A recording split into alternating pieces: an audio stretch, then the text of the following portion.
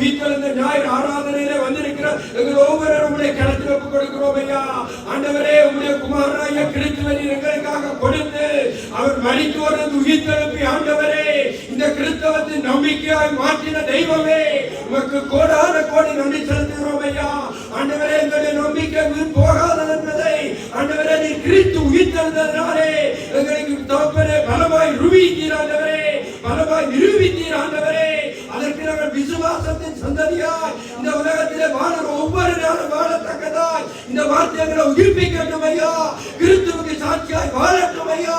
ஆண்டவரே, சீசர்கள் சொன்னது போல நீங்கள் சிலுவையிலே அறைந்து கொண்ட இயேசுவை பிதாவார் ஒரு உயிர்த்தெழச் செய்தார் என்பதற்கு நாங்களே ஜீவனுள்ள சாட்சி என்றது போல தேவனே, இந்த தேசத்திலே இந்த ஜீவனை அர்ப்பணித்தவை ஆண்டவரே கிறிஸ்துவின் உயிர்த்தெழுதலுக்கு சாட்சியாய் மாறட்டும் ஐயா. தேவனே, உம்முடைய கரத்தில் புகழ்ந்தவன் ஜெபிக்கிறோம் ஐயா. பேசுவீராக, வழி நடத்துவீராக, இயேசுவின் மூலம் ஜெபிக்கிறோம் நல்ல பிதாவே, ஆமென்.